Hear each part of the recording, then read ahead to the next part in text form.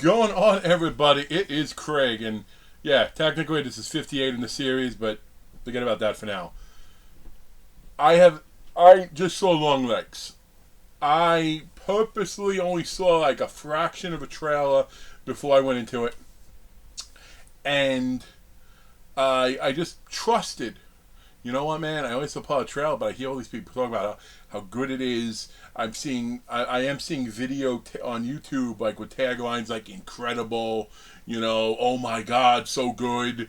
Seeing people post on Facebook, I'm like, I'm excited about this. I haven't really, felt this about a movie. I'm like, I know Nick Cage. I do enjoy Nick Cage movies. I know Nick Cage horror movies. He plays a good bad character. He plays a good character. He's a lot of fun in Willy's Wonderland. Renfield. Obviously. I don't know what the hell people are thinking, or who's paying them, with some of the things. Unless, my bad, when I see these reviews saying incredible, outstanding, like I should click on it and maybe they go, it's incredible how misreadingly bad this movie is, and that's not fair. That's not fair. I'm not going to say it's bad, because if this had no hype, if it had nothing, and I just watched it, I'd probably sit here and I'd say, you know what, solid film, Like, Nick Cage was the best part of it, and he played a really good character, but no, like, the idea that he's being likened to Hannibal Lecter would be like likening me to a male gymnast. I might be closer.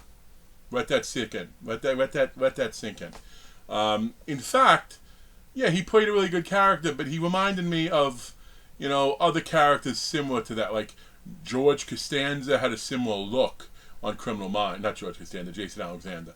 Albeit he didn't act as crazy. But Jamie Kennedy played a really good one in Criminal Minds too. It's almost like, to that extent, Tim Curry played a great one in Criminal Minds. So that's the ilk, sort of the extent of it. So Nick Cage, yeah, great. He was fantastic in doing as he did it, but he didn't do much. More so, the movie is just a full misdirect in general. Like, it opens up like making you. You know what? I did say this isn't going to be spoilers, so I'll just say this. They focus on a mental ability. Like, they make it seem like somebody has a mental power. And the mental power was only the device to get them on the team to begin with, and you never saw it come in handy ever again.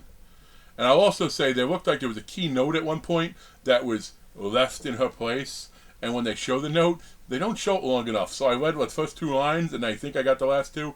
Who knows? Maybe those two lines magically filled everything in. And then when they do get in the more supernaturally stuff element, they just make you think, oh yeah, it's the supernatural stuff. They give you no inkling of a clue. Like, I was excited. Like, as I'm watching this movie, it's a slow burn, which I love, but the problem is a slow burn only works if it actually is burning. And I realized after a while, like, someone left the stove on, but they didn't light it, or et cetera, et cetera. Like, it just didn't get there. It was very blah. And I still can't understand how, like, people are going nuts about this movie. Again, unless when I look at those videos and dig deeper into any of the comments I see, I'm going to see people saying what I'm saying. Because I'd like to think I do assess movies pretty well. In my time watching a horror movie, as a horror fan, I have watched thousands upon thousands of them. And yeah, I know I have, funny mechanisms, low budget, things like that. I don't look at everything as apples to apples.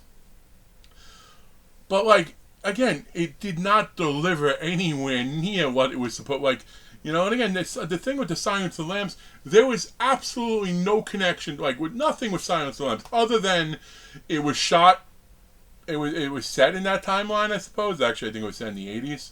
Silence of the Lambs, I think, it was early 90s. But all of that stuff was, somebody just came and watched me film my video and they looked at me funny, but that's okay, because I gotta tell you, I gotta share this, that was it. It was because it was set in the 80s, 90s, and there was a female FBI agent, and she was hunting someone. That's the similarity to Silence of the Lambs. Nothing else. I don't know. Maybe I'm missing it. Please tell me. I purposely didn't want to spoil anything here. However, my advice: wait till you can stream it. Wait till you can stream it. It's not something you got to run out to go see in the theaters. Like it, because I think you're gonna walk away like, did I doze off? Did I miss something? What happened? Like, was there like the big connecting thing that I didn't see? Like, and especially with the ending. Oh my God, the ending. And I'm going to be consistent though what I said in the very beginning of this video. If it wasn't for all the hype, it wasn't for any of that, I'd probably watch it. So I'm like, it was a cool idea. I wish they extended it on more. So I will give it a passing score in my book, which would be at least a 5. So we'll say 5.25. But that's it, man. If you're looking for the success of the Silence of the Lambs, again, I'm closer to a gymnast than this is to that. Anyway, peace out.